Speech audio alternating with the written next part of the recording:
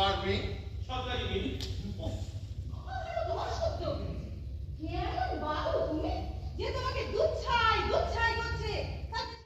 Fine arts में विनोदिनी नामक नाटक पर विशेष ड्रामा प्रस्तुत किया गया। आपको बता दें कि नाटक वाला ग्रुप ने इस बार अपने 20 वर्ष पूरे कर लिए हैं। इस सुनहरे अवसर पर नाटक वाला समूह द्वारा सोमवार को एकेडमी ऑफ फाइन आर्ट्स में विनोदिनी प्रस्तुत किया गया, जिसका सभागार में बैठे सभी दर्शकों ने काफी आनंद उठाया। दर्शकों द्वारा बताया गया कि विनोदिनी के साथ साथ रामकृष्ण एवं गिरीश घोष का चरित्र भी उन्हें काफी पसंद आया। दर्शकों द्वारा कहा गया कि आज के दौर में ऐसा नाटक देखना बहुत ही कम हो गया है, लेकिन आज वे लोग यहाँ आए और उन्हें यह नाटक देखने को मिला। इसके लिए उन लोगों ने सभी को, खास तौर पर नाटक वाला के तमाम सदस्यों को बधाई। নতুন করে কিছু বলার নেই। আমি এক্ষুনি স্টেজেও বলেছি যে এই বছর মাননীয় মুখ্যমন্ত্রী স্টার থিয়েটারের নাম বিনোদিনী থিয়েটার করে তাকে প্রথম সম্মান জানিয়েছেন। যদিও বিনোদিনী মঞ্চ অনেকগুলো আমাদের আছে নাটকের, তবুও বিনোদিনীকে এই সম্মান জানানোটাকে, এবং জানুয়ারি মাসেই আরেকটি ফিল্ম, বাংলা ফিল্ম হয়েছে বিনোদিনী নিয়ে, আরেকটি ফিল্ম হওয়ার কথা হচ্ছে। এর মধ্যে আমাদের 2017 এই প্রোডাকশান, এই নটি বিনোদিনী, এটার আমাদের 23 না 2017 শুরু হয়েছে। আমি 23তম শো হলো। হ্যাঁ, 23তম শো হলো। তো এইটা আমাদের খুব প্রাসঙ্গিক মনে হয়েছে, কারণ এই নটি বিনোদিনীকে নিয়ে যে এখন একটা আলোড়ন চলছে, এটা তো শুধু তাৎক্ষণিক নয়, এটা বহু দিন ধরে চলছে।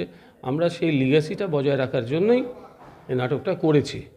দর্শকদের যদি ভালো লাগে, এটা যদি চলে, তা আমাদের খুব ভালো লাগবে। হ্যাঁ, একটা মাইথোলজিক্যাল জায়গা, তো ইনভলভমেন্টটা খুব দরকার ছিল।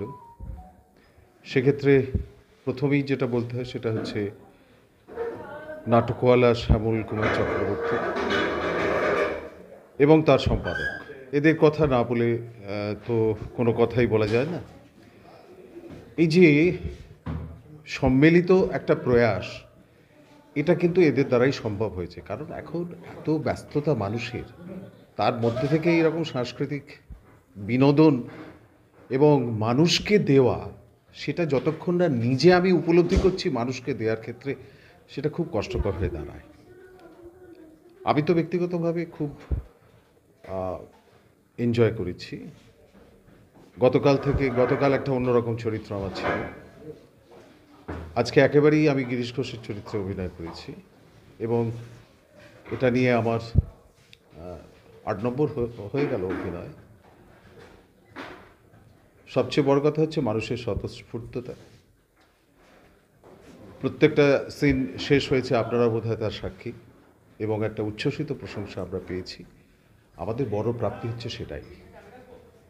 প্রফেশনালি যখন আমি কাজ করি, তখন আমার উদ্দেশ্য এবং আমাদের সবার দলের উদ্দেশ্য থাকে যে শেষ মানুষটিও যে চেয়ারে বসে রয়েছে, তাকে সবকটা কথা শোনানো। এবং রামকৃষ্ণদেব,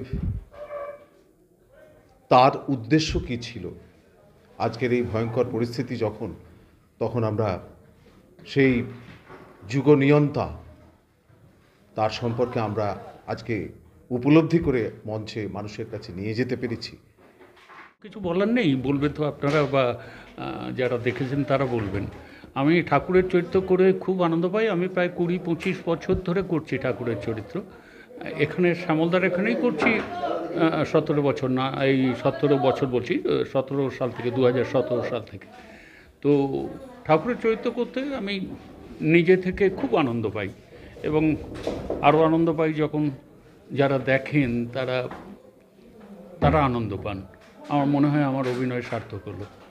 আর অনেক দিন ধরে অভিনয় করছি আমি, জীবনে প্রায় 50 বছরের কাছাকাছি অভিনয় জীবন আমার। কিন্তু ঠাকুরের চরিত্র করেছে আনন্দ পাই। এখন মনে হয় ঠাকুর ছাড়া আর কিছু করবই না অভিনয়। সত্যি ভালো লেগেছে। আমি মাকে নিয়ে এসেছিলাম, আমার মা আরও ভালো, সত্যি ভালো লেগেছে নাটকটা। রামকৃষ্ণের অভিনয়টা খুব, গিরিশ ঘোষের অভিনয়টা আরও ভালো লেগেছে, এবং অন্যান্য যে শিল্পী আছে সবাই প্রত্যেকেই খুবই ভালো। স্টার থিয়েটার বিনোদিনী থিয়েটার হয়েছে এবং তারপরে আজকের এই যে নাটক নটি বিনোদিনী, একটা অসাধারণ প্রযোজনা এবং কিছু কিছু মুহূর্ত দেখে চোখে জল ধরে রাখা যাচ্ছিল না। প্রত্যেকের অভিনয় অসাধারণ, বিশেষ করে যিনি ঠাকুর শ্রীরামকৃষ্ণের চরিত্রে অভিনয় করলেন উৎপল চট্টোপাধ্যায়, প্রবীণ অভিনেতা, যাত্রা জগতের একজন কিংবদন্তি এবং নাট্যমঞ্চেও যথেষ্ট পরিচিত নাম। সব মিলিয়ে অসাধারণ একটি প্রোডাকশন। আমি চাইব যারা এই নাটকটি দেখেননি তারা যেন এই নাটকটি দেখেন এবং আরও বেশি বেশি করে যাতে মঞ্চস্থ হয়, দর্শকদের কাছে আসে, এটাই আমার এই দলের কাছে অনুরোধ এবং সেই সুযোগ যেন বারবার দর্শকরা। গিরিশ ঘোষ যে পাঠ করেছেন গানটা খুব দারুণ লেগেছে, খুব সুন্দর। উৎপলবাবু যে রামকৃষ্ণদেব করেছেন, জীবেশ ভট্টাচার্য, গিরিশ ঘোষের অভিনয়, তারপর আপনার এই শুভ্রা মুখোপাধ্যায়, তুলনাই হচ্ছে না। সত্যি নাটকটি খুব সুন্দর মঞ্চস্থ হয়েছে। যে ফিরে পাচ্ছি বা এত ভালো রেসপন্স, এটা তো আমাদের কাছে বিশাল প্রাপ্তি না? মানুষ দেখছে বসে, মানে আমাদের কষ্টটা, যন্ত্রণাটা এখানে। থিয়েটার মানে হচ্ছে দর্শকের সঙ্গে শিল্পীদের একাত্ম হয়ে যাওয়া একদম। এই জিনিস তো আর কোথাও পাওয়া যাবে না। ছবি বা সিরিয়াল ঠিক আছে, ওগুলো ভীষণ সম্মানের আমাদের কাছে, আমাদের রুজি এবং অনেকভাবে মানুষের কাছে আমরা কমিউনিকেট করতে পারি, কিন্তু এই রকম থিয়েটারের মতো নয়। সেই থিয়েটার থেকে মানুষ দূরে সরে যাচ্ছে, মানে এমন একটা সিচুয়েশন তৈরি হয়েছিল যেন আমাদের থিয়েটার দেখতে এসে তারা আমাদের ধন্য করে দিচ্ছেন, এরকমও অবস্থা গেছে। সেখানে যখন আমাদের কোনো প্রোডাকশান বা যে কোনো মানুষের প্রোডাকশান মানেই তো আমাদের কাছে পুজো, সে জিনিসটাকে যখন সম্মান কেউ করে, সেটা তো আমাদের প্রাপ্তি, পুরস্কার। বিনোদিনীর সম্বন্ধে আলাদা করে আর কি বলবো, চিরকালের প্রাসঙ্গিক লড়াই চলেছে, থিয়েটারকে বাঁচানোর লড়াই চিরদিন ছিল, আজও আছে। এবং থিয়েটারে কেন, যে কোনো জায়গায় পুরুষশাসিত সমাজে আমাদের নারীকে অবহেলা করা বা বঞ্চনা করাই তো আছে, দস্তুর এটা। এই জায়গাটা ভেদ করে বিনোদিনী যেভাবে লড়াইটা করেছিল, আমরা 2017-18 থেকে শুরু করেছি, মানে 17-তে করেছি, 18-তে ফুল ফ্লেজেড নটি বিনোদিনী, এবং অসম্ভব ভালো রেসপন্স, ভালো মন্দ মিশিয়ে একটু একটু করে তৈরি করেছি।